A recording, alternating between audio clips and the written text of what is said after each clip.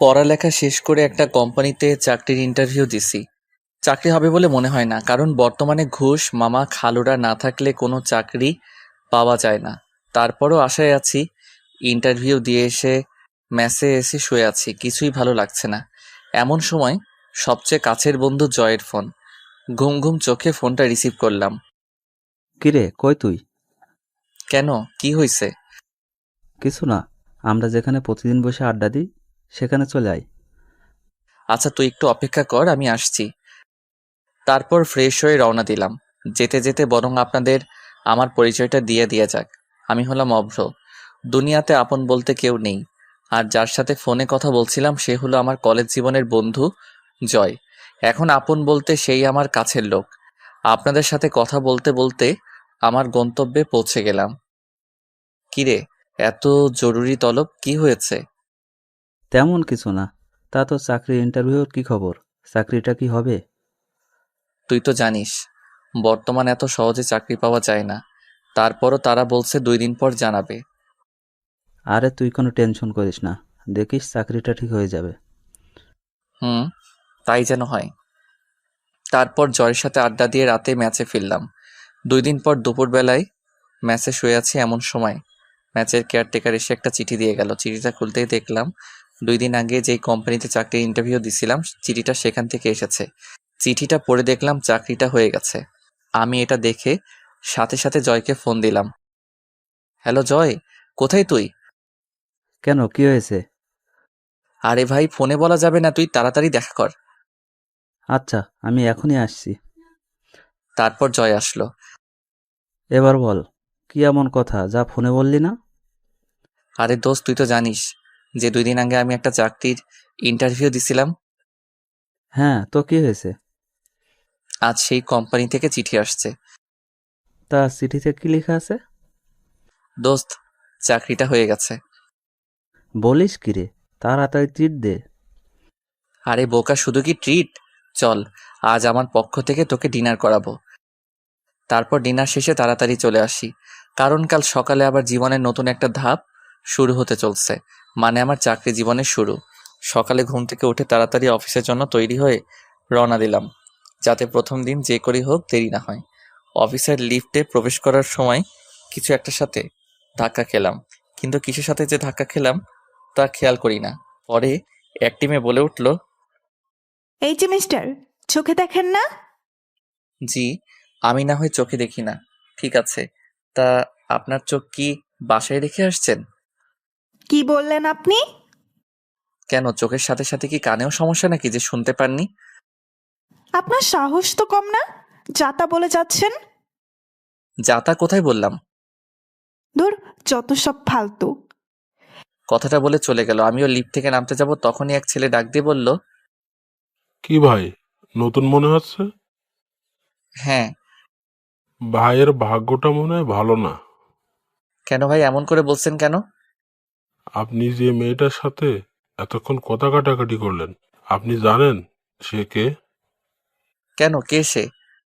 এই অফিসের বসের একমাত্র মেয়ে। বলেন কি? তাহলে তো মনে হয় চাকরিটার হলো না। দেখেন কি আছে কপালে। লোকটার কথা শুনে মনটা খারাপ হয়ে গেল। নিজেকে মারতে ইচ্ছে করছে। কি দরকার ছিল মেয়েটার সাথে কথা কাটাকাটি করার? একটু সরি বললেও তো সব ঠিক হয়ে যেত। এসব কথা ভাবতে ভাবতে বসের কেবিনের দিকে যেতে লাগলাম। কেবিনের সামনে গিয়ে ভয়ে ভয়ে দরজাটা খুলে বললাম, স্যার, আমি কি ভিতরে আসতে পারি? আসুন। তারপর আমি ভিতরে গিয়ে দেখি স্যারের মেয়েও ভিতরে বসে আছে। বসুন। আর তুমি তো নতুন, তাই না? জি স্যার। তা তোমার নামটা জানো কি? অভ্র। চেহারার সাথে নামটাও পুরাই জোকার। কথাটা বলে সে কেবিন থেকে বার হয়ে গেল। ও হচ্ছে আমার মেয়ে রিয়া। ওর কথাই কিছু মনে করো না বাবা। ও একটু এমনই। আসলে মা মরা মেয়েটা আমার আদর যত্নের কমতি রাখিনি, তাই কিছু বলি না। না স্যার, আমি কিছুই মনে করি নাই। মনে মনে আল্লাহকে অসংখ্য ধন্যবাদ দিলাম, কারণ রিয়া স্যারকে কিছুই বলে নাই। রিয়ার নামটা যেমন সুন্দর, রিয়া দেখতেও অনেক সুন্দর, শুধু একটু রাগী। তাহলে যাও, তাহলে আজ থেকে কাজে লেগে পড়ো। তারপর স্যারের কেবিন থেকে বের হয়ে গেলাম। ম্যানেজার সাহেব আমাকে একটা কেবিন দেখিয়ে দিলেন। আমি গিয়ে সেখানে বসলাম। এইভাবে সময়টা খুব ভালোই কাটছিল। এর ভিতরে ম্যাচ চেঞ্জ করে এখন একটা ফ্ল্যাট বাসায় থাকি। একদিন স্যার আমাকে তার কেবিনে ডাকলেন। আমি কেবিনের দিকে যাচ্ছি আর ভাবছি হঠাৎ স্যার কি মনে করে ডাকলেন। এইসব কথাগুলো ভাবতে ভাবতে স্যারের কেবিনের সামনে চলে এসেছি। দরজার সামনে গিয়ে আমি বললাম, স্যার আসতে পারি? আরে অভ্র, আসো আসো, ভেতরে এসে বসো। ধন্যবাদ স্যার। আমাকে হঠাৎ করে ডাকলেন কেন স্যার? ও হ্যাঁ, এই নাও। আমার দিকে একটা কার্ড এগিয়ে দিয়ে, এটা কিসের কার্ড স্যার? এটা হচ্ছে আমার একমাত্র মেয়ে রিয়ার বিয়ের কার্ড। তাই অফিসের সবাইকে দাওয়াত দেওয়া হয়েছে, শুধু তুমি বাকি ছিলে। আমি কার্ডটা খুলে পড়তে লাগলাম। বিয়ের বাকি আর মাত্র 2 দিন। পড়া শেষ করে স্যারকে বিদায় জানিয়ে স্যারের কেবিন থেকে চলে আসি। তারপর নিজের কেবিনে এসে জয়কে ফোন দিলাম। রিং হচ্ছে তো হচ্ছে, ফোন রিসিভ করার কোনো কথাই নেই। হ্যালো। কিরে, ফোন ধরতে এত দেরি করলি কেন? একটু কাজে ব্যস্ত ছিলাম, এই আর কি। খুব কি ব্যস্ত নাকি? আরে না, বল তুই কেন ফোন দিলি? আজ বিকেলে একটু দেখা করিস। কেন রে, কিছু হয়েছে নাকি? না রে, তোর সাথে একটু কাজ আছে। আচ্ছা, তাহলে বিকেলে দেখা হচ্ছে। ওকে। বিকেলে জয়ের সাথে দেখা করতে গেলাম। কিরে, তোর আসতে এত দেরি হলো যে?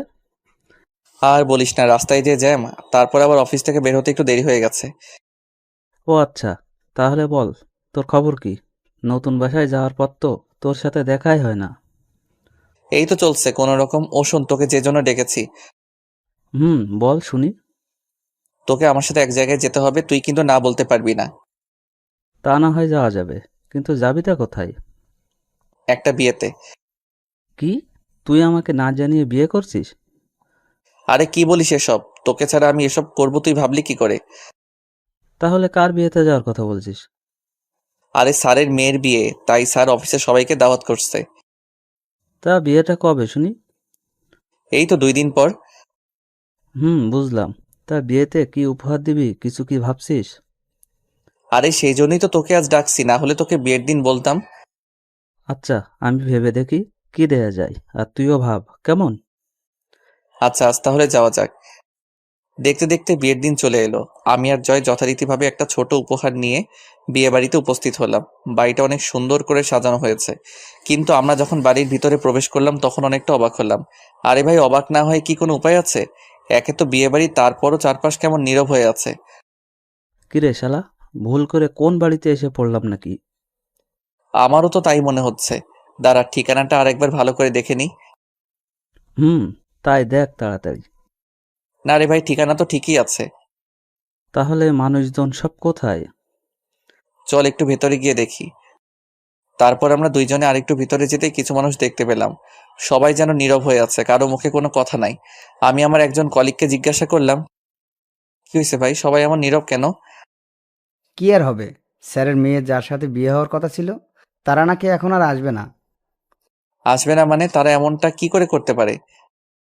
তারা নাকি স্যারের সাথে ব্যবসায়িক শত্রুতার জন্য এমনটা করেছে, শুধুমাত্র প্রতিশোধ নেওয়ার জন্য। এ তো পুরো বাংলা ছায়াছবির মতো কাহিনী।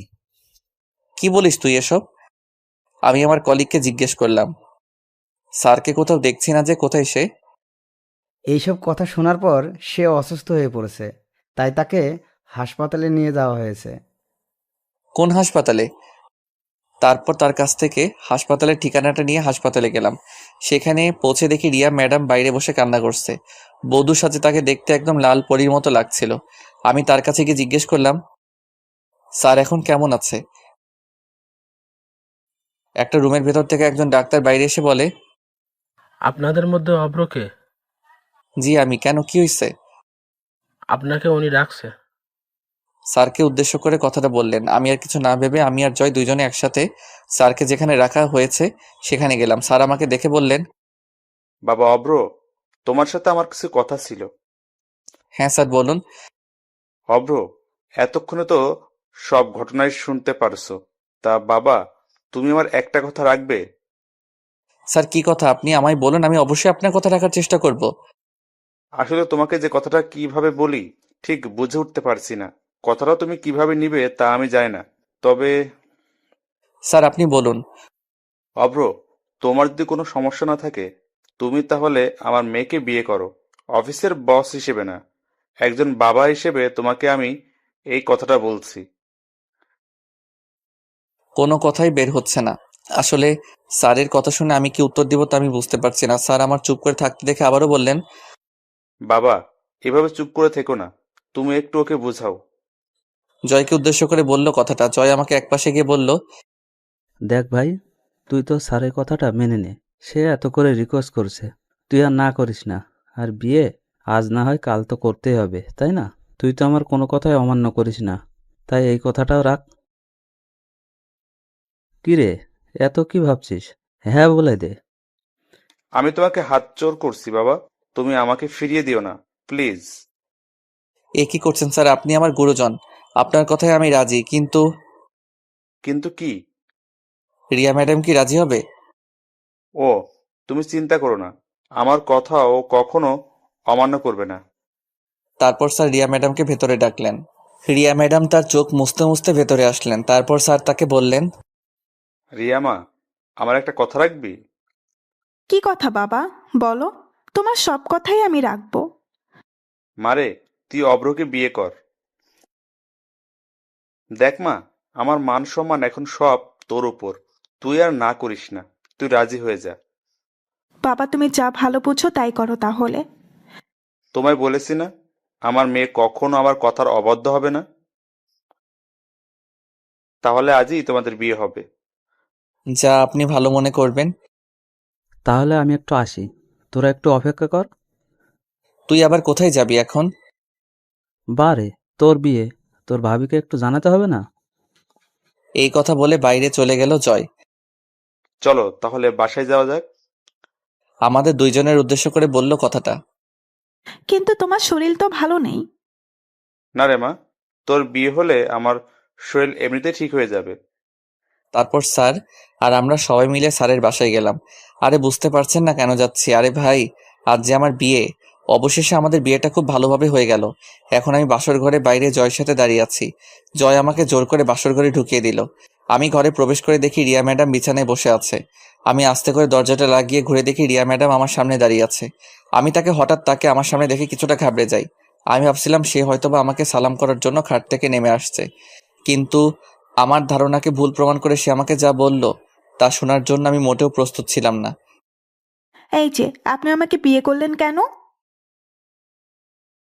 চুপ করে আছি, কি বলবো ঠিক বুঝে উঠতে পারছি না।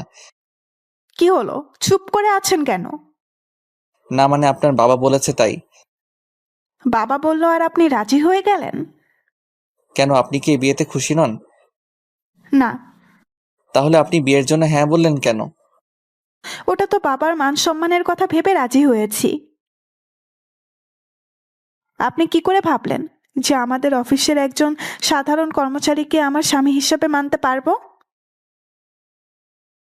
মাথা নিচু করে রিয়া ম্যাডামের কথাগুলো শুনছি। আর হ্যাঁ, খবরদার, যদি কখনো স্ত্রীর অধিকার দেখাতে আসেন তো বুঝতেই পারছেন। কি হলো, কিছু বলছেন না কেন? আচ্ছা, আপনি যেমনটা ভালো বুঝবেন। এখন ঘুমাতে চান? আচ্ছা, এই বলে খাটের দিকে যাচ্ছি, আবারও রিয়া ডাক দিলেন। এই যে, ওদিকে কোথায় যাচ্ছেন? কেন, আপনি না বললেন ঘুমাতে যেতে? আপনাকে কি খাটে গিয়ে ঘুমাতে বলছি? যত সব। তাহলে আমি কোথায় শুব? আমি কি জানি, যেখানে খুশি সেখানে শুবেন, কিন্তু খাটে না। তারপর আমি কি আর করব, বালিশ নিয়ে বাইরে যাচ্ছি। রিয়া পেছন থেকে আবার ডাক দিলেন। এ কি, বাইরে কোথায় যাচ্ছেন? কেন, অন্য রুমে যাচ্ছি। না, অন্য রুমে যাওয়ার দরকার নাই। আপনি এই ঘরে সোফায় শুয়ে পড়েন। কি? এত অবাক হওয়ার কিছু নেই। এখন যদি বাইরে যান, এটা যদি অন্য কেউ দেখে তাহলে আমাকে খারাপ ভাববে। উফ, মেয়ের মাথায় বুদ্ধি আছে বলতে হবে। এই কিছু বললেন মনে হয় আপনি? না না, কিছু বলি নাই তো। সত্যিই তো? হ্যাঁ সত্যি, আমি কিছুই বলি নাই। তারপর আর কি করার, চুপচাপ সোফায় গিয়ে শুয়ে পড়লাম। একটু পর আমি আবার বললাম, কি হলো, লাইটটা বন্ধ করছেন না কেন? যদি লাইট বন্ধ করলে আপনি খারাপ কিছু করেন? কি, আমাকে দেখে কি আপনার এমন মনে হয়? না, আপনাকে দেখে ঠিক মনে হয় না, তারপরেও তো বলা যায় না কার মনে কি চলে। আমি কিছুটা রাগ করে রুম থেকে বাইর হয়ে চলে যাচ্ছি, তখন আবার রিয়া বলল, এ কি, আবার কোথায় যাচ্ছেন? কেন, আমি এই রুমে থাকলে তো খারাপ কিছু করতে পারি, তাই আমি চলে যাচ্ছি। এই না না, আর বাইরে যেতে হবে না, আমি লাইট বন্ধ করে দিচ্ছি। কিন্তু আবার কিন্তু কি? তাহলে ড্রিম লাইটটা জ্বালিয়ে রাখি। ওকে রাখেন। দূর, মেজাজটাই খারাপ করে দিল। তারপর সে লাইটটা বন্ধ করলো ঠিকই, কিন্তু ডিম লাইটটা জ্বালিয়ে রাখছে। আমি আর কিছু না বলে ঘুমানোর চেষ্টা করছি, কিন্তু কিছুতেই ঘুম আসছে না। আপনারই বলুন, সোফায় শুলে কারো ঘুম আসে? তারপরও চেষ্টা করছি। কতই না স্বপ্ন ছিল আজকের এই দিনটাকে নিয়ে। ভেবেছিলাম বাসর ঘর কতই না সুন্দর হয়, আর আজ দেখছি রিয়ার দিকে তাকিয়ে দেখে সে ঘুমিয়ে গেছে। তার মুখটা দেখতে একদম নিষ্পাপ বাচ্চাদের মতো লাগছিল। যতই ওর দিকে তাকিয়ে থাকছি ততই ওর মায়ায় পড়ে যাচ্ছি। ওর মুখের দিকে তাকিয়ে থাকতে থাকতে কখন যে ঘুমাই গেছি মনে নাই। সকালের দিকে শরীরে পানি পড়ছে। আমি ভাবলাম হয়তোবা স্বপ্নের মধ্যে বৃষ্টি পড়ছে, তাই সেদিকে কোনো খেয়ালই দেই নাই। একটু পর যখন আবার পানি দিল তখন বুঝলাম না এটা কোনো স্বপ্ন না কে যেন আমার গায়ে পানি ঢেলে দিছে। ঘুম ঘুম চোখে তাকিয়ে দেখি রিয়া কোমরে হাত দিয়ে দাঁড়িয়ে আছে। তাকে দেখতে তখন খুব সুন্দর লাগছিল, এমনিতেও সুন্দর, তারপর আবার শাড়ি পরেছে। একটু পর রিয়ার কথাই বাস্তবে ফিরে আসলাম। কি হলো, এভাবে তাকিয়ে কি দেখছেন? তোমায় দেখছিলাম। কি? না মানে এত সকালে এই শীতের ভিতর শরীরে পানি দিলেন কেন? এত সকাল মানে ঘড়ির দিকে তাকিয়ে দেখেন একবার। এই রে, এ তো অনেক দেরি হয়ে গেছে রে। যাও তাড়াতাড়ি খাবারের ব্যবস্থা করো, আমার খুব ক্ষুধা লাগছে। যান তাহলে ওইদিকে রান্নাঘর, রান্না করেন গিয়ে। কি? আমি রান্না করব মানে? তাহলে কে রান্না করবে? আমি রান্না করতে পারি না, আপনি গিয়ে রান্না করেন তাড়াতাড়ি। কি, মেয়ে মানুষ হয়ে রান্না করতে পারেন না? দেখুন, এসব কথা শুনতে চাই না, যান গিয়ে রান্না করেন। এই ছিল কপালে? এই কথাটা বলে রান্না করতেই রান্নাঘরের দিকে যাচ্ছি রান্না করার জন্য। আসলে আগে একা থাকতাম, তাই একটু একটু রান্না করতে পারি। রান্না শেষ করে আমি যখন আসলাম, এসে তো আমি তখন পুরাই অবাক। আমার অবাক হওয়ার কারণ হচ্ছে, আমি যখন রান্নাঘর থেকে বের হলাম তখন দেখি রিয়া টেবিলে বসে বসে খাবার খাচ্ছে। আমি তার কাছে গিয়ে তাকে বললাম, আপনি খাবার কোথায় পেলেন? কোনো কিছু না বলে শুধু খাবার খাই। কি হলো, কিছু বলছেন না কেন? ভাবি এসেছে খাবার নিয়ে। ভাবি মানে কার ভাবি? আমাদের কথার মাঝে জয়ের বউ মানে আমার ভাবি এসে হাজির। তিনি এসে আমাকে বললেন, কি দেবর, বউ পেয়ে একদিনের ভেতর আমাকে ভুলে গেলে? না মানে। থাক, আর মানে মানে করতে হবে না, যাও তুমিও খেতে বসো। আমি আর কিছু না বলে চুপ করে রিয়ার পাশে গিয়ে খেতে বসলাম। ভাবি আপনি কখন আসলেন? আমি তো আসছি অনেক আগে। কেন? না কিছু না, এমনি জিজ্ঞেস করলাম। তারপর আমি রিয়ার দিকে তাকিয়ে দেখি সে মিটমিট করে হাসছে, আর এদিকে আমার রাগ হচ্ছে। ওই ভাবি আসছে, তো আপনি একটিবার আমাকে ডাক দিতে তো পারতেন। রিয়া আমার দিকে কেমন ভাবে তাকালো যেন, কিন্তু কিছুই বলল না। তা দেবর, তুমি রান্নাঘরে কি করছিলে? কি বললো ভাবি, এত সুন্দর একটা বউ পাইছি, তাকে কি করে রান্নাঘরে পাঠাই বলেন, যদি কালো হয়ে যায়? বাব্বা, একদিনে এত প্রেম! প্রেমের আর দেখছো কি, কেবল তো শুরু। আচ্ছা, তোমরা তাহলে খাও, আমি বরং আসি। এই কথা বলে ভাবি চলে গেলেন, আর আমি রিয়ার দিকে তাকিয়ে দেখি কেমন একটা রাগী ভাব নিয়ে আমার দিকে তাকিয়ে আছে। এভাবে তাকিয়ে আছেন কেন? ওই, আমি আপনার কেমনে বউ হই? কেন, আপনার সাথে না আমার কাল বিয়ে হলো? বিয়েটা একটা অ্যাক্সিডেন্ট। আর হ্যাঁ, আপনি ভাবলেন কি করে যে আমার বাবার অফিসের একজন সামান্য কর্মচারীকে স্বামী হিসাবে মেনে নিব? এটা কখনো সম্ভব না। একটু থেমে আবার বলতে শুরু করলো, আর আমরা কিছুদিন একসাথে থাকবো, তারপর আপনাকে আমি ডিভোর্স দিয়ে দেব, বুঝলেন? কথাগুলো বলে সে রুমে চলে গেল। আর আমি বসে বসে ভাবছি, এই ছিল আমার জীবনে। যখন একা ছিলাম তখন তো খুব ভালো ছিলাম। কথাগুলো ভাবতে ভাবতে নিজের অজান্তেই কখন যে চোখে পানি চলে আসছে তা বুঝতে পারি নাই। সারাদিন আর রিয়ার সামনে যাই নাই। রাতে তার কাছে গিয়ে বললাম, সারাদিন তো কিছু খেলেন না, আসুন এখন কিছু খেয়ে নিন। কে বলছে আমি সারাদিন না খেয়ে আছি? আর আপনার খাওয়া আপনি খেয়ে নেন। আর আপনি? আমি বাইরে থেকে খাবার অর্ডার করছি। আমি আর কিছু না বলে রুম থেকে বের হয়ে আসবো, তখনই পেছন থেকে রিয়ার ডাক দিল, এই যে শুনুন, আমাকে এত কেয়ারলেস দেখাতে আসবেন না, বুঝলেন? আপনাকে আমার সহ্য হয় না। আমি তার কথা শুনে বাইরে চলে গেলাম। কি করব কিছুই ভালো লাগছে না। একটু রাত করে বাসায় ফিরলাম। দরজার কাছেই এসে 2-3 বার কলিং বেল বাজাতে রিয়া এসে দরজা খুলল আর বলল, কি ব্যাপার, এত রাত পর্যন্ত কোথায় ছিলেন? একটু কাজ ছিল। কি এমন কাজ যে রাত পর্যন্ত বাইরে থাকতে হবে? আমি আর কিছু না বলে সোজা রুমে চলে গেলাম। গিয়ে সোফায় শুয়ে পড়লাম। রিয়াও আমার পিছু পিছু আসলো এবং খাটে গিয়ে বসে পড়লো। দুইজনেই নীরব হয়ে আছি। একটু পর নীরবতা ভেঙে আমি বলতে শুরু করলাম, আপনাকে আমি ডিভোর্স দিয়ে দিব। সত্যি? সত্যি। তবে তবে কি? আমাদের 6 মাস একসাথে থাকতে হবে। আপনাকে তো আমি একদমই সহ্য করতে পারছি না, আর আপনি বলছেন 6 মাস একসাথে থাকার কথা। কি করবেন বলুন? কিছু পেতে হলে একটু তো কষ্ট করতে হবে। আর 6 মাসই তো, দেখতে দেখতে চলে যাবে। ঠিক আছে। রাতে দুইজনের ভিতর আর কোনো কথাই হয়নি। সকালে ঘুম থেকে উঠে দেখি রিয়া এখনো ঘুমিয়ে আছে। তাই তাকে আর জাগালাম না। সত্যি, ঘুমন্ত অবস্থায় রিয়াকে একদম নিষ্পাপ শিশুর মতো মনে হচ্ছে। আমি হালকা পাতলা নাস্তা তৈরি করে রিয়ার জন্য ডেকে অফিসের জন্য বেরিয়ে পড়লাম। অফিসে যেতেই স্যারের সাথে দেখা। আরে অব্র বাবা যে, তুমি অফিসে আসতে গেলে কেন? আর কয়দিন পরে আসতে পারতে। না স্যার, আসলে কিছু পুরনো কাজ আছে, ওগুলো করতে হবে। ও আচ্ছা, তারপরও। না স্যার, আমার কোনো সমস্যা নাই। আচ্ছা, তাহলে একটু পর আমার কেবিনে এসে দেখা করো, কেমন? ঠিক আছে স্যার। তারপর আমি আমার কেবিনে এসে বসে বসে কাজ করছি। তখন স্যারের ফোন। আমি ফোন রিসিভ করতেই, অব্র, এখন আমার কেবিনে এসে দেখা করো।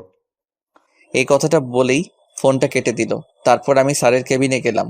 তখন স্যার আমাকে বসতে দিয়ে বলতে শুরু করলেন, অব্র, তুমি তো জানো যে রিয়া আমার একমাত্র সন্তান। ও ছাড়া আমার আর কেউ নেই। আপনার কথা আমি ঠিক বুঝতে পারছি না। এই যে আমার এই যে সম্পত্তি দেখছো, সবই তো এখন তোমাদের। তাই বলছিলাম কি, তুমি যদি এখন আমার কোম্পানির দায়িত্বটা নিতে। সরি স্যার, আমাকে মাফ করবেন। আমি আপনার এই কথাটি রাখতে পারবো না। কিন্তু কেন বাবা? আমি আপনার মেয়ের স্বামী বলে আপনি আমাকে আপনার কোম্পানির দায়িত্ব দিতে চাচ্ছেন, কিন্তু আমি এটা চাই না। আমি বিয়ের আগে যেমন আপনার অফিসের কর্মচারী ছিলাম, আমি চাই এখনো কর্মচারী হিসেবে থাকতে। কি বলবো বাবা তোমায়, তোমার প্রতি আমি এমনিতেই কৃতজ্ঞ। তারপরও আজ তোমার কথা শুনে গর্বে আমার বুকটা ভরে গেছে বাবা। কথাগুলো কেঁদে কেঁদে বললেন। এ কি স্যার, আপনি কাঁদছেন কেন? আমার মেয়ের অনেক সৌভাগ্য যে তোমার মতো একজনকে জীবন সঙ্গী হিসেবে পেয়েছে। স্যারের মুখে এই কথা শোনার পর আমার মুখ দিয়ে আর একটা কথাও বের হচ্ছে না, শুধু দু চোখ দিয়ে পানি পড়ছে। তারপর স্যারের কাছ থেকে বিদায় নিয়ে নিজের কেবিনে এসে বসে আছি, কিন্তু কাজে মন দিতেই পারছি না। তারপর অফিস ছুটি হলে বাসায় আসলাম। বাসায় এসে কলিং বেল বাজানোর কিছুক্ষণ পর এসে রিয়া দরজা খুলে দিয়ে চলে গেল। আমি ভেতরে প্রবেশ করার পর খাবার টেবিলের দিকে চোখ যেতেই মনটা খারাপ হয়ে গেল, কারণ আমি সকালে যে খাবার রিয়ার জন্য রেখে গেছিলাম সে খাবার এখনো সেখানে আছে। তার মানে রিয়া আমার বানানো খাবার খায়নি। এটা দেখে আমার মন আরো খারাপ হয়ে গেল। এর ভিতর জয়ের ফোন। আমি ফোন রিসিভ করতেই, হ্যালো। কিরে বন্ধু, বিয়ে করে আমাদের একদম ভুলে গেলি নাকি? কি যে বলিস তুই, তোকে কি কখনো ভুলতে পারি? বুঝি তো। নতুন বউ নিয়ে খুব সুখে আছো মনে হচ্ছে। সুখে আছি না ছাই, তোকে যদি বলতে পারতাম কেমন সুখে আছি তাহলে তুই বুঝতে পারতি। কিরে, চুপ করে আছিস কেন? কই চুপ করে থাকলাম? আচ্ছা, যদি ফ্রি থাকিস তাহলে দেখা করি। হ্যাঁ রে, ফ্রি আছি। তাহলে চলে আয় সেই জায়গায়। আচ্ছা, তুই অপেক্ষা কর। তারপর আমি বাসা থেকে বের হতে যাব, তখনই রিয়া আমাকে পেছন থেকে ডাক দিল। কোথায় যাও? কেন, কি হয়েছে? না, কিছু হয়নি, কিন্তু তুমি রাত করে বাড়ি আসবে, এতে আমার ঘুমের অসুবিধা হয়। আপনাকে জেগে থাকতে হবে না, আপনি বরং ঘুমিয়ে থাকবেন। তাহলে দরজা খুলবে কে? আমার কাছে দরজার আলাদা চাবি আছে, আপনি দরজায় তালা দিয়ে শুয়ে থাকবেন, সমস্যা নাই। ঠিক আছে। জানি না তোমাকে কিভাবে এতদিন সহ্য করব। এই কথাটা বলে রিয়া চলে গেল, আর আমিও বাসা থেকে বের হয়ে জয়ের কাছে গেলাম। কিরে, আসতে এত দেরি করলি কেন? এই তো জ্যাম ছিল। ও আচ্ছা, তাহলে বল, কেমন উপভোগ করছিস বিবাহিত জীবন? আরে বিবাহিত জীবন আর শুরু করলাম কোথায়, মাত্র তো 2 দিন হলো। তোর ভাগ্যটা অনেক ভালো, এত বড় লোকের মেয়ে তোর ঘরের বউ। বন্ধু, তার বলতে হবে না। মনের ভিতর কষ্ট রেখে মুখে একটা হাসি দিয়ে কথাটা বললাম। শোন, তোকে যে জন্য ডাকা হয়েছে, বল তাহলে। মানে আমাদের ভার্সিটির কিছু বন্ধুবান্ধব তোর বউকে দেখতে চাইছে। আমি বলেছি তোর কাছে শুনে তাদের জানাবো। জয়ের কথাটা শুনে চিন্তায় পড়ে গেলাম, কি করে রিয়াকে কথাটা বলি। সে তো কিছুতেই রাজি হতে চাইবে না, আর জয়কে বা না করি কিভাবে। কি হলো, চুপ করে আছিস কেন? কোনো সমস্যা? না, কোনো সমস্যা নাই। আমি বরং বাসায় গিয়ে তোকে ফোন করে জানাবো এই বিষয়ে। আচ্ছা ঠিক আছে। জয় আর আমি আরো কিছু কথা বলে যে যার বাসায় চলে আসলাম। বাসায় এসে দরজা খুলে ভেতরে প্রবেশ করলাম। রুমে গিয়ে দেখি রিয়া ঘুমিয়ে আছে। ঘুমিয়ে থাকা অবস্থায় তাকে দেখতে অনেক সুন্দর লাগছে। রাতে আর তাকে ঘুম থেকে ডাকলাম না। আমি সোফায় গিয়ে শুয়ে পড়লাম। সকালে ঘুম থেকে উঠে যথারীতিভাবে আমি রিয়ার জন্য নাস্তা বানিয়ে টেবিলে রেখে অফিসের উদ্দেশ্যে ঘর থেকে বের হয়ে আসি। রিয়া তখনও ঘুমিয়ে আছে। অফিসে এসে কাজ করছি আর মনের ভিতর শুধু একটা কথাই ঘুরপাক খাচ্ছে, কি করে রিয়াকে বলি যে আমার সকল বন্ধুরা তাকে দেখতে চাইছে। ও তো আমাকেই সহ্য করতে পারে না, আর আমার সাথে কথা বলার সময় এমনিতেই রেগে কথা বলে। অফিস ছুটির পর বাসায় এসে সোফায় বসে বসে ভাবছি, রিয়াকে কি এখন কথাটা বলবো? ধুর, যা আছে কপালে বলে দেই। আপনার সাথে একটা কথা ছিল।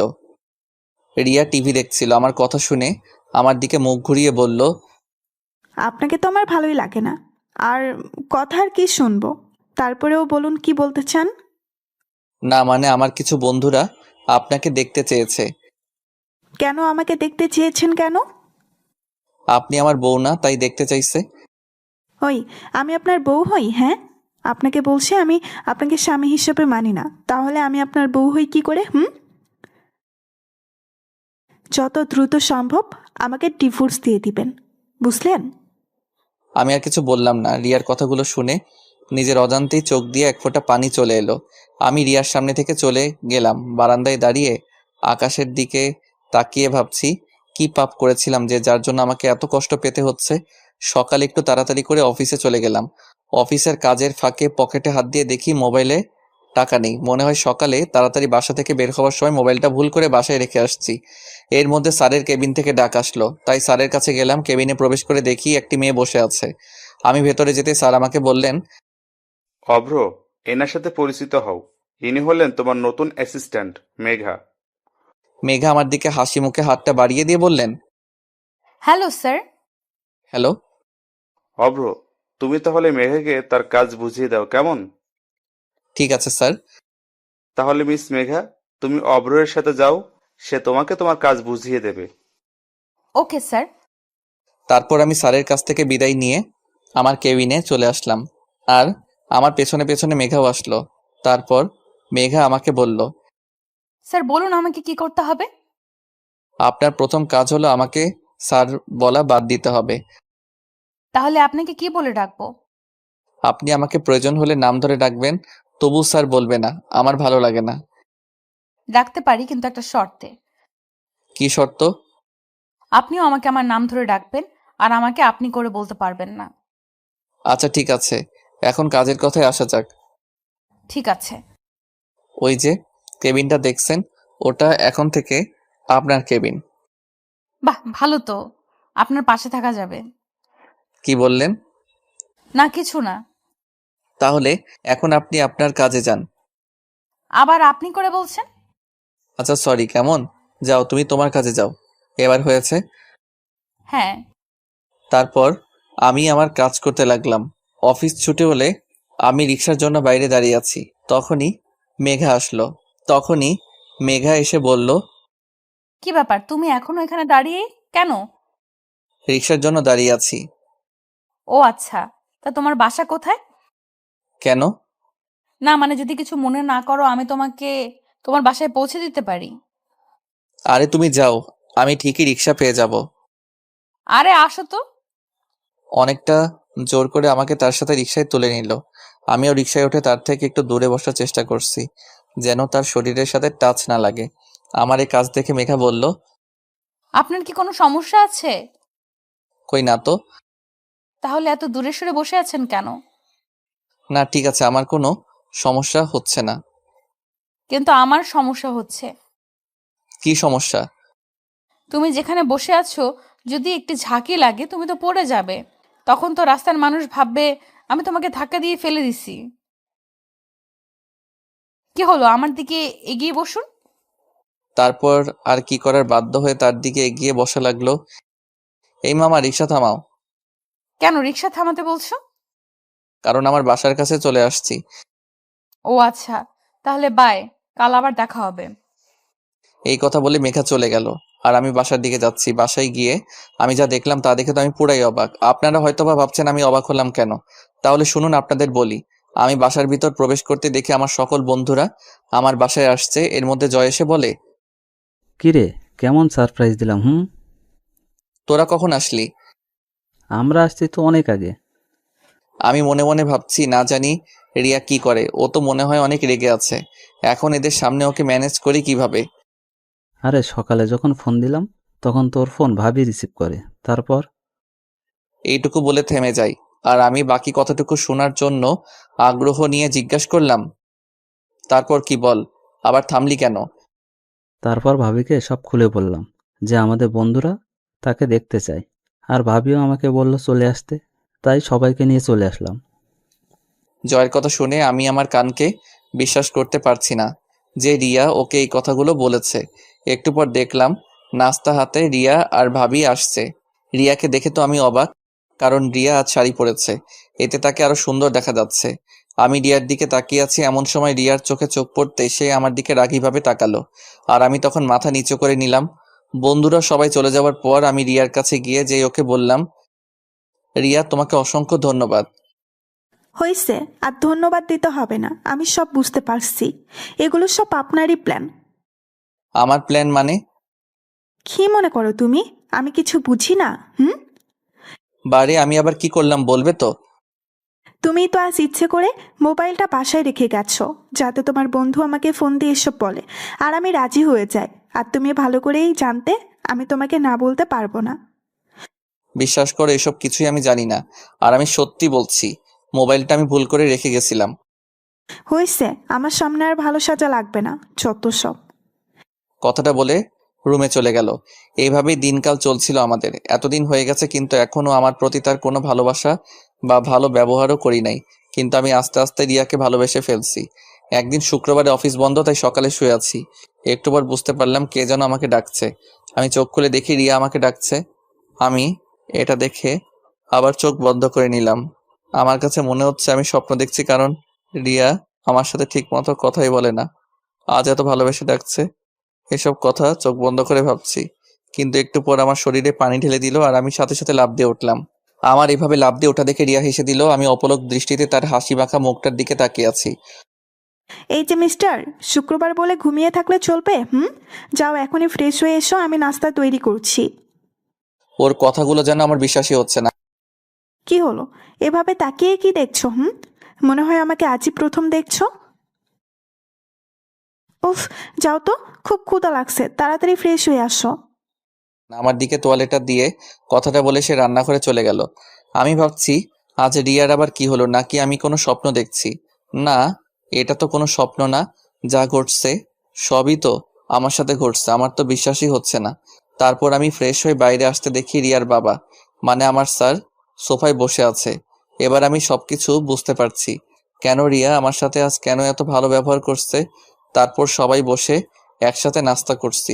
এমন সময় স্যার বললেন, তা বাবা অব্র, তুমি সোফায় কেন শুয়েছিলে? কি বলবো স্যার, আপনি যদি সত্যিটা শুনেন তাহলে বুঝতেন আমি কেন সোফায় শুয়েছিলাম। কি হলো বাবা, চুপ করে আছো কেন? আমার চুপ করে থাকতে দেখে রিয়া বলল, বাবা, ও কি বলবে? আমি বলছি কেন ও সোফায় শুয়েছিল। না জানি এখন আবার কোন সত্যটা বলবে কে জানে। বাবা জানো, তোমার জামাই খুব খারাপ। কেন রে, ও আবার কি করলো? কি করেনি তাই বলো? আমি কাল রাতে বললাম আমাকে যেন আজ ঘুরতে নিয়ে যায়, কিন্তু ও কিছুতেই রাজি হলো না। তার এক কথা, আমাকে ঘুরতে নিয়ে যেতে পারবে না। তাই আমি তাকে শাস্তি হিসাবে সোফায় শুতে দিচ্ছি। হায় হায়, মাইয়া কয় কে, তো দেখি মিথ্যা বলায় পটু। আমি অবাক দৃষ্টিতে রিয়ার দিকে তাকিয়ে আছি। না অব্র, তুমি কিন্তু কাজটা একদম ঠিক করনি। না স্যার, আসলে না, আমি আর কিছুই শুনতে চাই না। আমি চাই তোমরা দুজনে আজ কোথাও থেকে ঘুরে আসো। ঠিক আছে। কি, এখনো রাজি হলে কেন? আমার দিকে তাকিয়ে একটা মুচকি হাসি দিয়ে কথাটা বলল। তাহলে তোমরা বরং আমার গাড়িটা নিয়ে যাও, কেমন? সরি স্যার, মাফ করবেন, আমি আপনার গাড়ি নিয়ে ঘুরতে যেতে পারবো না। কেন গাড়ি নিতে পারবে না? কারণ আমি চাই না যে আমার স্ত্রীকে তার বাবার টাকায় ঘোরাতে। আমার নিজের যতটুকু সামর্থ্য আছে তাই দিয়ে আমি তার সব ইচ্ছা পূরণ করার চেষ্টা করব। অব্র, তোমাকে যতই দেখছি ততই অবাক হচ্ছি আমি। বাবা, ও কিন্তু তোমাকে অপমান করছে। না রে মা, ও তো ঠিক কথাই বলেছে। না বাবা। পুরো কথা বলতে না দিয়ে স্যারের ফোন আসলো, তাই তিনি ফোনে কথা বলছেন। কথা বলা শেষ করে স্যার তাকে বললেন, আমি এখন যাই মা, একটু কাজ আছে। আসি বাবা অব্র, ভালো থেকো তোমরা। তারপর স্যার চলে গেলেন। আর রিয়া আমার কাছে এসে, তুমি আমার বাবাকে অপমান করলে কোন সাহসে? আমি তাকে কোনো অপমান করি নাই। তুমি তো বলবেই ছোট লোক কোথাকার, একটা গাড়ি কেনার ক্ষমতা নাই। আর তাছাড়া তুই কোনোদিন এই গাড়িতে উঠেছিস বলে মনে হয় না। আর তুই কিনা আমার বাবার মুখের উপরে না বলে দিলি। রিয়া, তুমি কিন্তু একটু বেশি বুঝছো। আমি কিন্তু তাকে কোনো অপমান করে কথাগুলো বলি নাই। তুই অপমানের কি বুঝিস? হ্যাঁ, তোর মা বাবাকে যদি কেউ বলতো তাহলে তুই বুঝতি অপমান কাকে বলে। রিয়া আমার, তুমি কিন্তু, কিন্তু কি? ও, আমি তো ভুলেই গেছিলাম, তোর তো মা বাবারই ঠিক নাই। রিয়া, জোরে চিৎকার করে উঠে রিয়াকে চড় মারলাম। কি করব, রাগটাকে আর কন্ট্রোল করতে পারলাম না। কি শুরু করছো? কিছু বলছি না বলে তখন থেকে বাজে কথা বলে যাচ্ছ। নিজেকে কি মনে করো? হ্যাঁ। দেখলাম রিয়ার কোনো কথাই বলছে না, তার দুই চোখ বেয়ে পানি পড়ছে এবং আর কিছু না বলে সোজা রুমে গিয়ে দরজা লাগিয়ে দিছে। তারপর আমিও তাকে কিছু না বলে বাইরে চলে গেলাম। তারপর যখন মাথা একটু ঠান্ডা হলো তখন ভাবতে লাগলাম রিয়া আবার খারাপ কিছু করে না বসে। তাই আমি তাড়াতাড়ি বাসায় গেলাম। বাসার ভেতরে ঢুকে দেখি রুমের দরজা বন্ধ এবং ভিতর থেকে কান্নার আওয়াজ শোনা যাচ্ছে। তার মানে রিয়া এখনো কান্না করছে। আমি দরজায় শব্দ করলাম, সাথে সাথে কান্নার আওয়াজ থেমে গেল, কিন্তু দরজা খুলল না। বুঝতে পারলাম সে আমার প্রতি রাগ করে আছে। আমি কয়েকবার ডাকার একটু পর দরজা খোলার শব্দ শুনতে পেলাম। আমি রিয়ার দিকে তাকাতেই সে আবার খাটে গিয়ে শুয়ে পড়লো। তারপর আমি তার কাছে গিয়ে বললাম, আই এম সরি। আসলে তখন ওভাবে তোমার গায়ে হাত তোলা আমার একদম উচিত হয়নি। প্লিজ তুমি আমাকে মাফ করে দাও। তুমি কেন মাপ চাচ্ছ? মাপ তো আমার চাওয়া উচিত। আসলে ভুলটা তো আমার ছিল, তুমি বরং আমাকে মাফ করে দাও। প্লিজ তুমি মাফ চেও না। তারপরেও তুমি আমাকে মাফ করে দাও প্লিজ। আচ্ছা যাও, মাফ করে দিলাম, কিন্তু ম্যাম আপনি কি আমায় মাফ করছেন? হ্যাঁ, করেছি। না, রিয়ার এই হাসি দেখে ওর প্রেমে পড়ে গেলাম। মেয়েটা হাসলে আসলে অনেক সুন্দর দেখা যায়। তারপর আমি ঘুমাতে গেলাম। শুয়ে শুয়ে ভাবছি রিয়া আমার সাথে এই প্রথম হেসে কথা বলল। এমন করে যদি প্রত্যেক দিন ও কথা বলতো, কিন্তু কি হবে, এভাবে হেসে কথা বলে আর তো কিছুদিন পর ওর সাথে আমার ডিভোর্স হয়ে যাবে। এই কথাটা ভেবেই মনটা খারাপ হয়ে গেল। সকালে ঘুম থেকে উঠে রিয়ার দিকে তাকিয়ে দেখি ওর মুখটা একদম লাল হয়ে আছে। কাল রাতের চরের দাগ এখন স্পষ্ট বোঝা যাচ্ছে। ওর মুখে দাগ দেখে নিজের প্রতি খুব রাগ হলো। ইচ্ছা করছে ওর মুখটা আলতো করে ছুঁয়ে দেই, কিন্তু তা করা যাবে না। যদি ওর মুখে হাত দেওয়ার সময়ও জেগে যায় তাহলে তো খুব রেগে যাবে। এই রে, অফিসে দেরি হয়ে যাচ্ছে, এখন আর নাস্তা বানানোর সময় নাই, তাই তৈরি হয়ে বেরিয়ে পড়লাম। আমি আমার কেবিনে বসে কাজ করছি, এমন সময় মেঘা এসে, আসতে পারি? আরে তোমরা আসার জন্য আবার পারমিশন লাগে নাকি, আসো। এরপর মেঘা ভিতরে এসে আমায় বলে, চলুন বাইরে যাই। এখন বাইরে? হ্যাঁ। না, আপনি যান, আমার কাজ আছে। তাহলে চলুন অফিসের ক্যান্টিন থেকে ঘুরে আসি। তা যাওয়া যায়, আমারও সকালে তাড়াতাড়ি কারণে নাস্তা করা হয় নাই। আমি জানি তো, তুমি কি করে জানো? আপনার মুখ দেখেই বোঝা যাচ্ছে। ও তাই নাকি? এত কথা না বলে চলো তো। তারপর আমি আর মেঘা দুইজনে নাস্তা করতে চলে গেলাম। নাস্তা করার এক পর্যায়ে মেঘা বলল, আচ্ছা অব্র, আমি দেখতে কেমন? কি হলো, বলছো না যে? কি বলবো? উফ, যা জানতে চাইছে তাই বলো। সত্যি কথা বলতে তুমি দেখতে খুবই সুন্দর। সত্যি? আরে হ্যাঁ। নাস্তা শেষে আমি আবার আমার কাজ করছি। অফিস ছুটি হওয়ার পর আমি সোজা আমার বাসায় চলে আসি। কলিং বেল দিতেই বরাবরের মতো রিয়া এসে দরজা খুলে দিয়ে চলে গেল। তারপর আমি ফ্রেশ হয়ে বাইরে বের হতেই রিয়া আমার দিকে অগ্নি দৃষ্টিতে তাকিয়ে আছে। আর তার এইভাবে তাকিয়ে থাকা দেখে আমি মনে মনে ভাবতে লাগলাম, আমি তো আজ এমন কোনো কাজ করি নাই যে রিয়া আমার প্রতি এভাবে রেগে থাকবে। তারপরও আমি ভয়ে ভয়ে জিজ্ঞাসা করলাম, ওভাবে আমার দিকে তাকিয়ে আছো কেন? কেন তাকিয়ে আছি তুমি বুঝতে পারছো না? না। বাসায় যে তুমি ছাড়া অন্য একজন মানুষ থাকে তুমি জানো না? অন্য কে থাকে আবার? কি? অন্য কেউ থাকে না তাহলে আমি কে? বারে, তুমি অন্য একজন হবে কেন? এটা তো তোমারও বাসা, তাই না?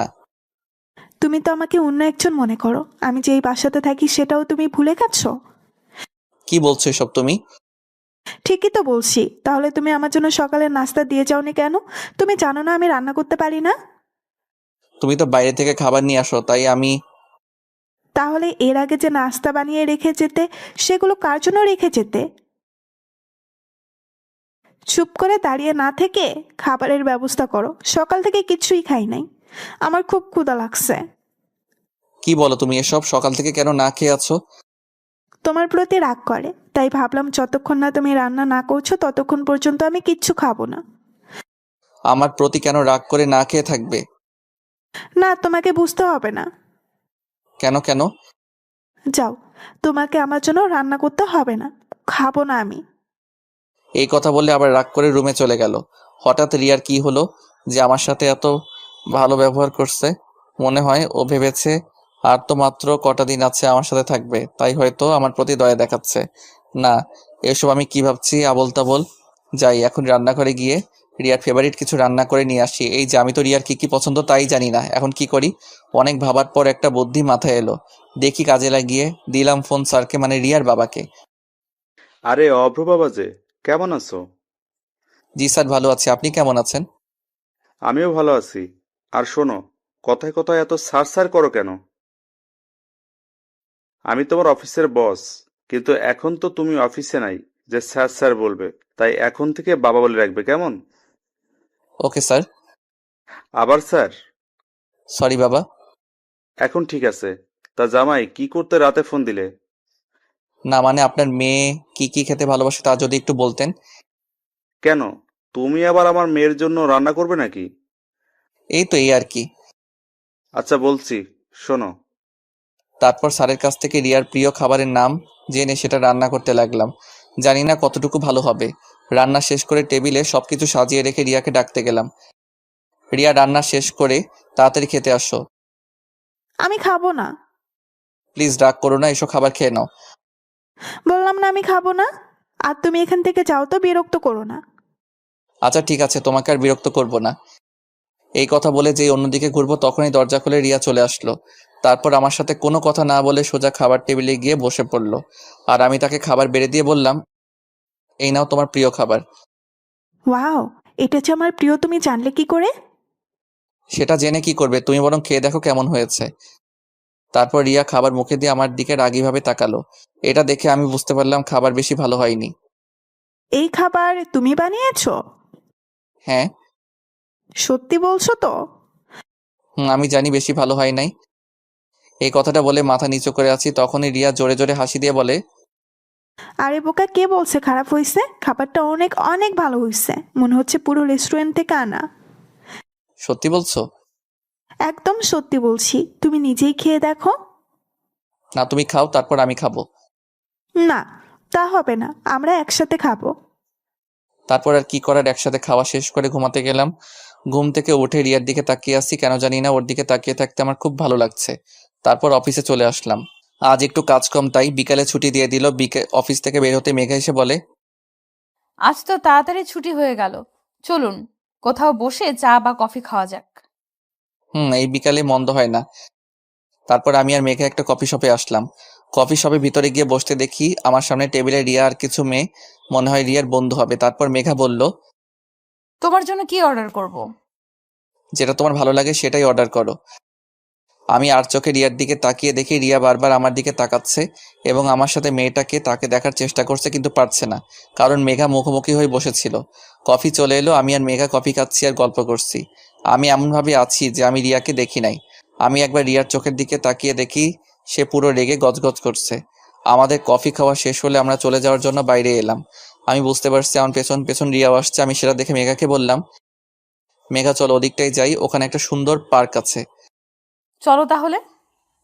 তারপর দুইজনে একটা রিকশায় চড়ে রিয়ার সামনে দিয়ে চলে গেলাম। ঘোরা শেষ হলে রাতে বাসায় ফিরলাম। বাসায় এসে দেখি দরজাটা আগে থেকেই খোলা, তাই আমি ভেতরে প্রবেশ করি। একটু পর রিয়া আমার কাছে এসে বলে, কোথায় ছিলে এত সময়? কোথায় থাকবো, আবার অফিস ছিলাম।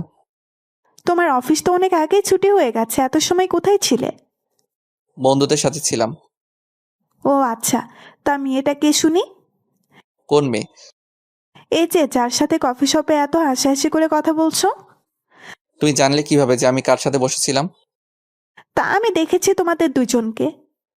তাই নাকি? হুম। এখন বলো মেয়েটা কে? আমার ফ্রেন্ড বলতে পারো।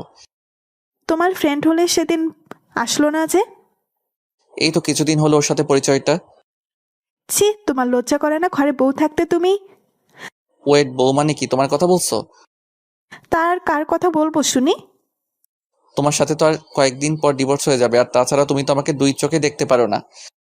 দেখলাম রিয়া আমার কথাগুলো শুনে কিছুটা চুপ হয়ে গেল, তারপর আবার বলল, ডিভোর্স তো এখনো হয়নি, যতদিন না হয় ততদিন তো আমিই তোমার বউ। কথাটা বলার সময় দেখলাম ওর চোখের কোণে পানি। তবে কি রিয়াও আমাকে ভালোবাসতে শুরু করেছে? কথাটা ভেবেই নিজের অজান্তে মুখে হাসি ফুটে উঠল। পরের দিন দুপুরে অফিসে বসে কাজের ব্যাপারে মেঘার সাথে কথা বলছি, এমন সময় দেখি রিয়া আসলো। ও ভেতরে এসে মেঘাকে দেখে আমার দিকে রাগী ভাব নিয়ে তাকিয়ে আছে। তারপর আমি মেঘাকে বললাম, তুমি এখন যাও, আমি তোমাকে পরে ডেকে নিব। মেঘা চলে যাওয়ার পর আমি রিয়াকে বললাম, তুমি হঠাৎ এখানে? কেন আসতে পারি না? না, তা পারবে না কেন? এটা তো তোমারই অফিস। আমি না আসলে হয়তো বা ভালোই হতো। কেন? এই যে তোমাদের কথা বলার সমস্যা করলাম। তা অবশ্যই ঠিক। কি বললে তুমি? ওই কিছু না তো। না, তুমি কিছু একটা তো বলছো। আরে না, কিছুই বলি নাই। আমি দেখলাম রিয়ার হাতে টিফিন বাটি, তাই আমি তাকে বললাম, হাতে কি, ওটা আমার জন্য আনছো? এনেছিলাম একজনের জন্য, কিন্তু সে তো খুব ভালোই আছে। কথাটা বলে রিয়া চলে গেল। আমি পেছন থেকে এত ডাকার পরও শুনলো না, চলে গেল। তারপর আমি কেবিনে বসে আছি, এমন সময় মেঘা এসে বলে, অভ্র, মেয়েটা কে? কেন তুমি জানো না? জানলে তোমায় জিজ্ঞেস করতাম নাকি?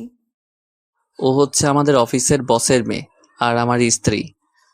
কি, তোমার স্ত্রী? হ্যাঁ। কই, আগে তো বলো নাই কখনো। তুমিও তো জানতে চাও নাই। ও আচ্ছা। কি ব্যাপার, তোমার চোখে পানি কেন? কই পানি? বলে নিজের হাত দিয়ে চোখটা মুছলো। আমি দেখতে পাচ্ছি তোমার চোখে পানি। মনে হয় চোখে কিছু পড়েছে। কই দেখি তো। না, তোমাকে দেখতে হবে না। বলে সে চলে গেল। অফিস ছুটি হওয়ার পর কোথাও মেঘাকে দেখলাম না। তারপর আমি বাসায় চলে আসি। বাসায় এসে ফ্রেশ হয়ে রান্না করতে যাব, তখনই রিয়া এসে বলে, তোমাকে আজ রান্না করা লাগবে না। তাহলে রাতে খাবো কি? আচ্ছা, আমি রান্না করছি। কি বলো তুমি? রান্না করা শিখলে কবে? রান্না করতে পারি না, তবে রান্না করার চেষ্টা করছি। সেগুলো কি খাওয়ার মতো হয়েছে? যাও, তোমাকে খাওয়া লাগবে না। আরে আরে, দেখো আবার রাগ করে। দাও, তাড়াতাড়ি খেতে দাও, খুব ক্ষুধা লাগছে। রিয়া মুখে হাসি নিয়ে খাবার বেড়ে দিল। আমি খাবার মুখে দিয়ে দেখি একটা খাবারেও লবণ হয়নি এবং খুব ঝাল হয়েছে। কেমন হয়েছে? খুব ভালো হয়েছে। তুমি এত ভালো রান্না করতে পারো, তাহলে আগে কেন রান্না করো নাই? সত্যি বলছো তুমি? হ্যাঁ। তারপর রিয়া নিজে খেতে বসলো। এই কি করছো তুমি? কেন আমি খাবো না? না, এগুলো তো আমার জন্য রান্না করছো, তাই আমি খাবো।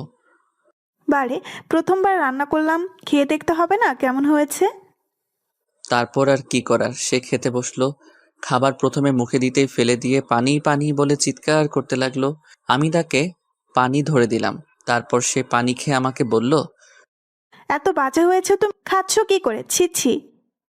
তুমি এত ভালোবেসে আমার জন্য প্রথমবার রান্না করছো, এটাই অনেক। রিয়া শুধু আমার মুখের দিকে তাকিয়ে বলল, না, তোমাকে এটা খেতে হবে না, আমি বাইরে থেকে খাবার অর্ডার করছি। না, অর্ডার করলে তোমার জন্য করো, আমি তো আজ এগুলিই খাবো। খাওয়া শেষ করে ঘুমাতে গেলাম। ঘুম থেকে উঠে ফ্রেশ হয়ে বাইরে আসার সাথে সাথে রিয়া আমার দিকে একটা কাগজে মোড়ানো খাম দিয়ে বলে, এটা নাও। কি এটা? আমি কি জানি, এটা একজন লোক এসে দিয়ে গেল, বললো তোমায় দিতে। আমি রিয়ার হাত থেকে খামটা নিয়ে পড়তে লাগলাম। পড়া শেষ হতেই রিয়া আমাকে বলল, কি এটা? এতে কি আছে? ওই যে তুমি যা চেয়েছিলে তাই। মানে কি? এটা ডিভোর্স পেপার, উকিল সাহেব পাঠিয়েছে। এখন এটাতে দুইজনে সাইন করে দিলে তুমি মুক্ত হয়ে যাবে।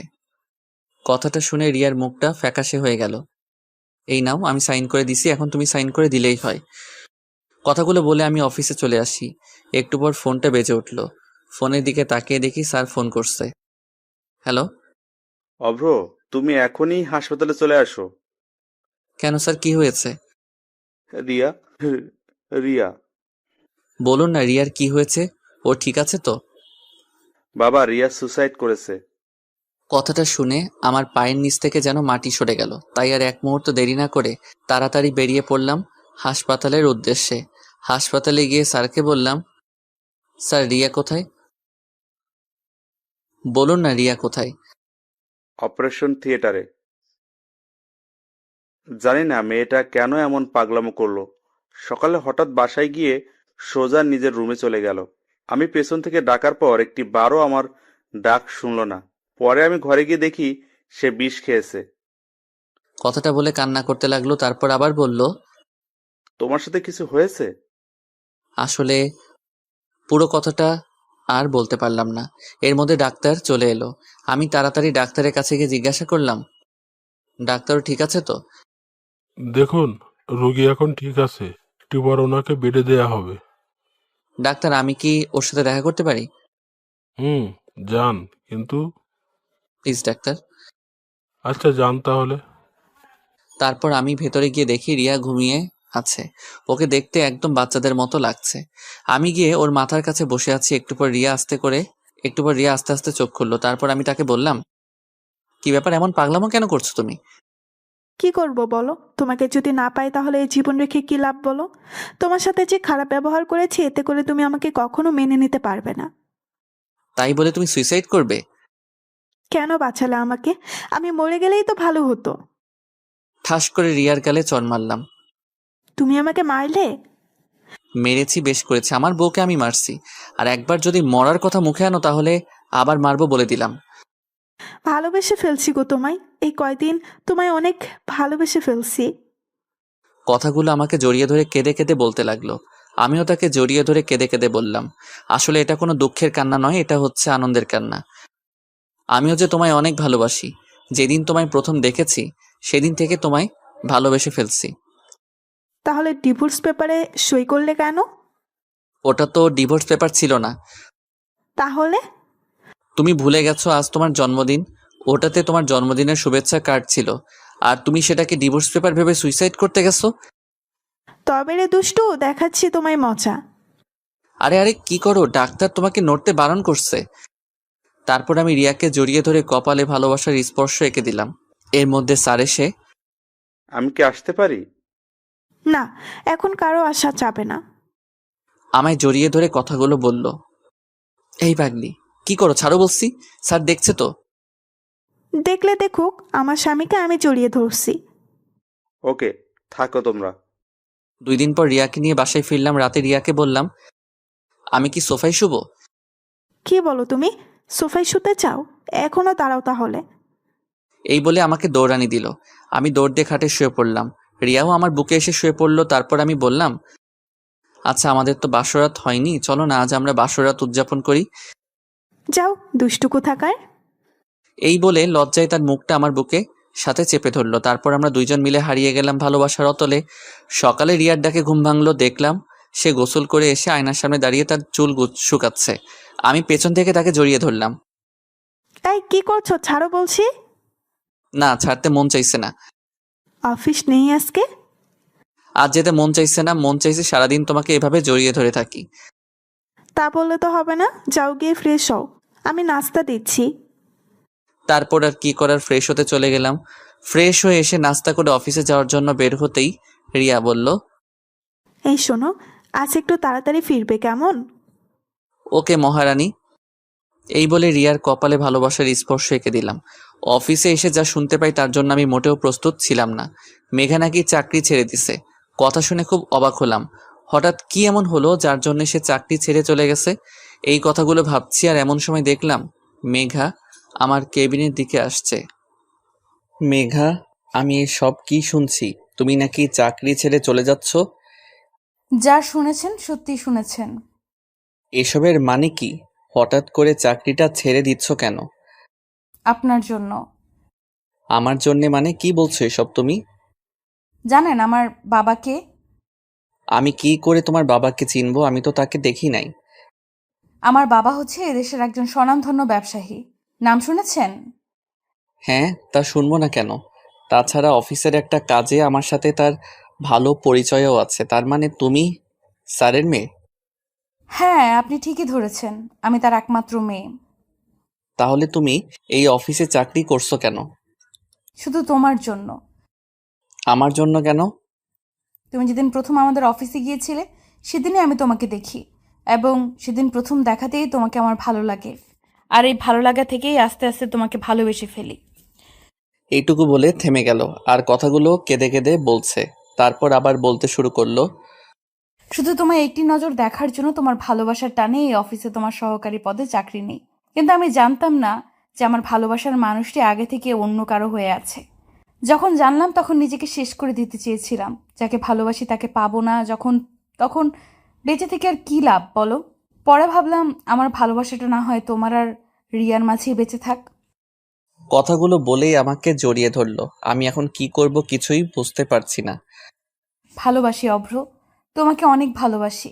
তোমাকে ছাড়া যে আমি একটা মুহূর্তও থাকতে পারবো না। আমি তোমার সাথে থাকলে আমি আর নিজেকে ধরে রাখতে পারবো না। তাই আমি এখান থেকে চলে যাচ্ছি। জানি তোমাকে ছাড়া থাকতে কষ্ট হবে, তবুও চেষ্টা করব তোমাকে ছাড়া বেঁচে থাকার। কথাগুলো আমাকে জড়িয়ে ধরে বলছিল, পরে আমাকে ছেড়ে দিয়ে বলে, আর একটা কথা, আমি যদি তোমার মনে কোনো কষ্ট দিয়ে থাকি তাহলে আমাকে মাফ করে দিও। আর ভালো থেকো। কথাটা বলে কাঁদতে কাঁদতে চলে গেল আমার কেবিন থেকে। আর আমি সেখানেই দাঁড়িয়ে আছি। জানি না কখন নিজের অজান্তে চোখে পানি চলে এসেছে। একটু পর রিয়ার ডাকে বাস্তবে ফিরে আসি। কি হয়েছে তোমার? সেই কখন থেকে ডাকছি, কোনো সাড়া নেই তোমার। ও তুমি, তা কখন এলে? এই মাত্রই আসলাম। ও, কি এমন ভাবছিলে যে আমি কখন আসছি তাও বুঝতে পারো নাই? না তেমন কিছু না। তা তুমি হঠাৎ কি মনে করে অফিসে আসলে যে? কেন, আমার আসতে পারুন নাকি? তা হবে কেন? তারপরও আমাকে সম্পূর্ণ কথা বলতে না দিয়ে রিয়া বলল, আমি আসছি আমার মহারাজকে দুপুরের খাবার খাওয়াতে। তাই নাকি? তাহলে তাড়াতাড়ি করো, খুব ক্ষুধা লাগছে। আমি নিজের হাতে তোমার জন্য তৈরি করছি। কি খাওয়ার মতো তৈরি করছো তো, নাকি আগের দিনের মতো? কথাটা শুনে রিয়ার মুখ থেকে মুহূর্তেই হাসি চলে গেল। তারপর আমি তাকে বললাম, কি হলো, খাবার কি দিবে নাকি এমন ভাবে দাঁড়িয়ে থাকবে? তারপর রিয়া আস্তে আস্তে আমাকে খাবারগুলো দিল। আর আমার মুখের দিকে কেমন হয়েছে তা জানার জন্য আগ্রহ নিয়ে তাকিয়ে আছে। আমি খাবারটা মুখে দিয়ে দেখলাম, না, আজ খাবারটা অনেক ভালো হয়েছে, যা আপনাদের লিখে বোঝাতে পারবো না। তারপর আমার মনের মাঝে একটু দুষ্টামি করার কথা মাথায় আসলো। তাই আমি রিয়াকে বললাম, এটা কি রান্না করছো তুমি? এটা কোনো মানুষ খেতে পারে?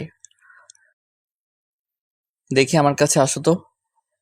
আমার কাছে আসতেই রিয়ার গালে একটা কিস করলাম। এটা কি হলো? কেন, তুমি বুঝতে পারো নাই? তুমি আমাকে কিস করলে কেন? বারে, তুমি আমার জন্য এত ভালো রান্না করে আনছো, সেই পুরস্কার হিসেবে কিছু তো তোমাকে দিতে হয়, তাই দিলাম আর কি। তাহলে তুমি প্রথমে বললে কেন যে ভালো হয়নি? ওটা তো তোমাকে রাগানোর জন্য বলেছিলাম। তবে রে, যাও, তোমার সাথে আর কোনো কথাই বলবো না। এই রে, মনে হয় বউটা আমার অভিমান করছে। এখন কি করি? তাই বললাম, আমার পাগলিটা কি রাগ করছে? আমি কারো পাগলি না। কে বলছে? তুমি তো শুধু আমারই পাগলি। বললাম তো না। আচ্ছা যাও, তোমার আমার সাথে কথা বলা লাগবে না। তুমি আমার সাথে কথা না বললে আমিও কিছু খাবো না। না খেলে নাই। আচ্ছা ঠিক আছে। কথাটা বলে যে উঠতে যাব তখনই রিয়া আমার হাতটা ধরে বলে, এই, কোথায় যাও? হ্যাঁ, চুপ করে বসো এখানে। না আমি খাবো না। তুই খাবি না তো তোর শ্বশুর খাবে। ভালো তো, তাহলে তাকেই ডেকে এনে খাওয়াও। আমাদের কথার মাঝে রিয়ার বাবা মানে স্যার এসে হাজির। কাকে ডেকে আনার কথা বলা বলি হচ্ছে? এই তো রিয়া নিজের হাতে রান্না করে আনছে, তো তাই আপনাকেই ডেকে আনার কথা বলা হচ্ছিল। বলো কি, রিয়া মা আবার রান্নাও করতে পারে? হ্যাঁ। তাহলে তো খেতেই হবে। বাবা, তুমিও বসো, আমি তোমাকে খাবার দিচ্ছি। তারপর আমরা সকলে একসাথে দুপুরের খাবার খেলাম। খাওয়া শেষ করে স্যার চলে গেলেন, আর আমি রিয়াকে বললাম, রিয়া, আমার না এখন মিষ্টি খেতে মন চাইছে। এখন মিষ্টি কোথায় পাবো? তুমি চাইলে মিষ্টি খাওয়াতে পারবে। ইশারা করে কথাটা বললাম। এই, একদম না। আমি আস্তে আস্তে রিয়ার কাছে যাচ্ছি, আর সে একটু একটু করে পেঁচাচ্ছে। দেখো, একদম কাছে আসার চেষ্টা করবে না। তারপর রিয়া দেওয়ালের সাথে আটকে গেল। আমি কাছে যেয়ে ওর হাত দুটো চেপে ধরলাম। রিয়ার মুখের দিকে তাকিয়ে দেখি সে দু চোখ বন্ধ করে আছে এবং তার ঠোঁট দুটো কাঁপছে। এরপর আমাদের চার ঠোঁট একসাথে মিশে একাকার হয়ে গেল। আচ্ছা চলো, এখন আমাকে নিয়ে তুমি ঘুরতে যাবে। না, এখন পারবো না, অনেক কাজ বাকি আছে। কি বললে তুমি? তুমি এখন বাসায় যাও, আমরা না হয় অন্য কোনো দিন ঘুরতে যাব, কেমন? না, আজই ঘুরতে যাবে, আর এখনই যাব। দেখো, পাগলামি করে না, এখন ছুটি চাইলে বস ছুটি দিবে না। বাহ, ভালো কথা মনে করিয়ে দিলা তো। অফিসের বসকে তুমি কি তা ভুলে যাচ্ছ? এই রে, কি বলতে কি বলে দিলাম। দেখলাম রিয়া আমার কেবিন থেকে হনহন করে বাইরে চলে গেল। আমি ভাবলাম হয়তোবা রাগ করে বাসায় চলে গেছে। আমার ভাবনাকে ভুল প্রমাণ করে দিয়ে আবারও রিয়ার আগমন, কিন্তু এবার সে একা আসেনি, তার সাথে তার বাবা মানে বসও এসেছে। এসে আমাকে প্রশ্ন, কি ব্যাপার অভ্র, তোমার কি এমন কাজের চাপ? না মানে হয়েছে, আর মানে মানে করতে হবে না। যাও, রিয়াকে নিয়ে কোথাও ঘুরে আসো। আচ্ছা স্যার। আমি রিয়ার দিকে তাকিয়ে দেখি রিয়া মিটমিট করে হাসতেছে। আর শোনো, যত কাজই থাকুক না কেন, আমার রিয়া মা ডাকার সাথে সাথেই চলে যাবে কিন্তু। এই কথা বলে স্যার চলে গেলেন। তারপর রিয়া আমার কাছে এসে বলে, কি, এবার যাওয়া যাবে নাকি আবারও বাবাকে ডাকতে হবে? এই না না, ডাকতে হবে না, চলো যাচ্ছি। তারপর আমরা দুইজন অফিসের সামনে দাঁড়িয়ে আছি। যাও, রিক্সা ডাকো। রিয়ার কথা শুনে আমি তার দিকে অবাক হয়ে তাকিয়ে আছি। কি হলো, এমন করে তাকিয়ে আছো কেন? বললাম না রিক্সা ডাকতে। তুমি যাবে রিক্সায়? হ্যাঁ যাব। কেন, কি হয়েছে? তোমার না রিক্সায় উঠতে ভালো লাগে না? এখন ভালো লাগে। তুমি কি ডাকবে নাকি আমিই ডাকবো? এই না না, ডাকছি, তুমি একটু দাঁড়াও। তারপর আমরা দুইজন রিক্সাতে করে একটা পার্কের উদ্দেশ্যে যাচ্ছি, আর রিয়া আমার একটা হাত ধরে কাঁধে মাথা দিয়ে আছে। অফিসের পোশাক পরে কেউ ঘুরতে বের হয়? কেন, কি হয়েছে? এতে আমাকে দেখতে আরো খারাপ লাগছে। আমি তো এটাই চাই। কেন? তুমি যে সুন্দর, তারপর যদি একটু ভালো পোশাক পরে আসো, তাহলে তো সব মেয়েরাই তোমার দিকে তাকিয়ে থাকবে। তার জন্য এই পোশাকে পার্কে যাব? হ্যাঁ যাবে। আর এখন কথা না বলে রিক্সা থেকে নামো। রিক্সা থেকে নেমে আমরা দুইজন পার্কে একটা নির্জন জায়গায় গিয়ে বসি।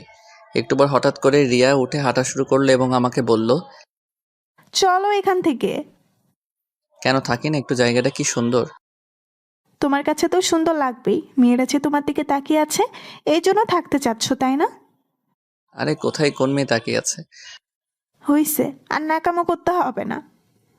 কথাটা বলে রিয়া হাঁটতে শুরু করলো, আর আমিও তার পিছু পিছু ছুটছি। আর আমার বউটা কি রাগ করছে? বাহ, আমার বউকে রাগলে এত সুন্দর দেখায় জানতাম না তো। তাহলে আরো আগে এমন রাগাতাম। এবারও রিয়া কিছু বলছে না, চুপ করে শুধু হাঁটতেছে। আমি একটা ছোট বাচ্চাকে দেখে বললাম, এই রিয়া দেখ, বাচ্চাটা কি সুন্দর, একদম কিউটের ডিব্বা। এবার রিয়া দাঁড়ালো, তারপর সেই বাচ্চাটার দিকে তাকিয়ে বলে, সত্যি তোমার বাচ্চা ভালো লাগে? হুম, অনেক ভালো লাগে। আমাদেরও এমন একটা কিউট বাচ্চা হবে, তাকে নিয়ে আমরাও এমনভাবে ঘুরতে বের হব, কতই না মজা হবে, তাই না? রিয়ার দিকে তাকিয়ে দেখে সে লজ্জায় পেয়েছে। তারপর ডিনার করে রাতে বাসায় ফিরলাম। কিছুদিন পর, হ্যালো, কোথায় তুমি? কোথায় আবার? অফিসে। এখনই বাসায় আসো, তাড়াতাড়ি, খুবই আর্জেন্ট। কেন, কি হয়েছে? উফ, এত কথা বলো কেন তুমি? আসতে বলছি, আসো। আচ্ছা, আসতেছি। তারপর আমি তাড়াতাড়ি করে বাসায় গেলাম। খুব টেনশন হচ্ছে, কোনো সমস্যা হলো নাকি, আবার কেন এত আর্জেন্ট বাসায় আসতে বললো। বাসায় পৌঁছে দেখি দরজাটা খোলাই আছে। এটা দেখে তো টেনশন আরো বেড়ে গেল। বাসার ভিতরে ঢুকে রিয়াকে খুঁজতে লাগলাম, কিন্তু কোথাও পেলাম না। অনেক খোঁজার পর পাগলিটাকে ছাদের এক কোণায় পেলাম। কি ব্যাপার, আমাকে এত আর্জেন্ট আসতে বলে তুমি এখানে লুকিয়ে আছো? কি হলো, কিছু বলছো না কেন? বলছি আগে চোখ বন্ধ করো। কি এমন কথা বলবে যে চোখ বন্ধ করা লাগবে? আহা করো না, তা না হলে আমার কথাটা বলতে লজ্জা করে। আচ্ছা এই নাও, চোখ বন্ধ করলাম, এবার তো বলো। তারপর রিয়া আমাকে জড়িয়ে ধরে আমার কানের কাছে মুখ এনে বলে, তুমি বাবা হতে চাচ্ছ? কি এত খুশির একটা খবর তুমি আমাকে দেরি করে দিলে? যা, আমার লজ্জা করে না বুঝি। তারপর আমি রিয়াকে কোলে করে নিয়ে সারা ছাদ হাঁটছি। এই ছাড়ো, পড়ে যাবো তো। না না, এখন আর ছাড়বো না। তারপর রিয়াকে কোলে নিয়ে ছাদ থেকে ঘরে নিয়ে আসলাম। শোনো, আজ থেকে তুমি আর কোনো কাজ করবে না। আমি কাজ না করলে কে করবে শুনি? কেন আমি করব? তাই বুঝি? তাই। ওরে আমার জামাইটা রে, সে নাকি সব কাজ করবে।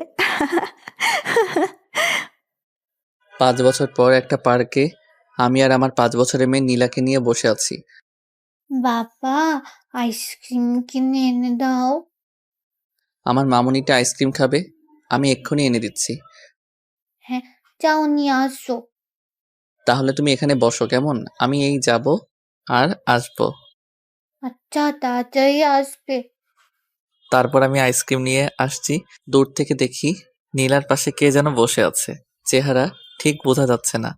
আমি কাছে আসতে বড় ধরনের একটা শক খেলাম। দেখি মেঘা। মেঘাও আমাকে দেখে অবাক হলো। কেমন আছো অভ্র? ভালো, তুমি কেমন আছো? এই তো আছি কোনো রকম। এটা তোমার মেয়ে নাকি? হ্যাঁ। তোমার মেয়ে দেখতে একদম তোমার মতোই হয়েছে। কি নাম তোমার? আমার নাম নীলা। বাহ, তুমি দেখতে যেমন সুন্দর তোমার নামটাও সুন্দর। বাবা, আইসক্রিম দাও। এই নাও মামুনি। রিয়াকে কোথাও দেখছি না যে। রিয়ার কথা শুনে মনটা খারাপ হয়ে গেল, তাই আমি চুপ করে আছি। কি হলো, চুপ করে আছো যে? রিয়া আর নেই। নেই মানে কি বলছো তুমি? হ্যাঁ, সে আমাকে ছেড়ে অনেক দূরে চলে গেছে, যেখানে গেলে কেউ আর শত ডাকার পরেও ফিরে আসে না। কি বলো এসব? রিয়া মারা গেছে? হ্যাঁ, নীলাকে জন্ম দিয়েই সে আমাকে ছেড়ে চলে গেছে।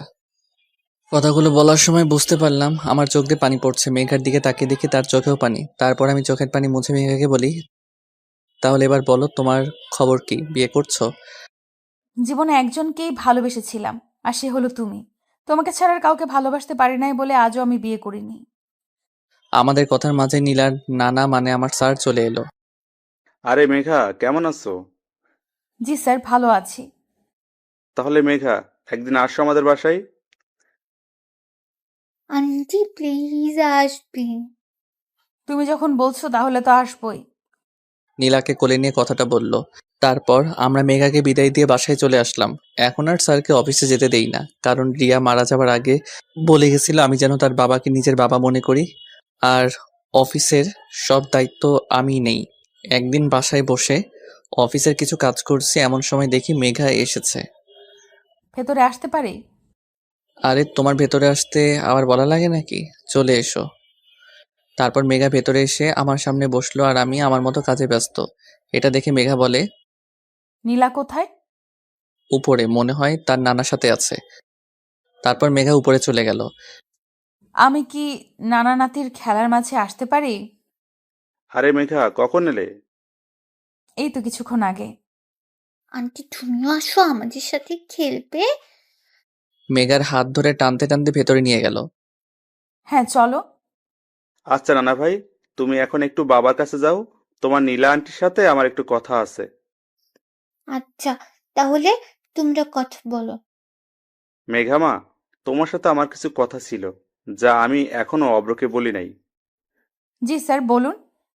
জানো মা, রিয়া যেদিন জানতে পারে সে মা হতে চলেছে, সেদিন জীবনের সবচেয়ে বেশি খুশি হতে আমি তাকে দেখেছি।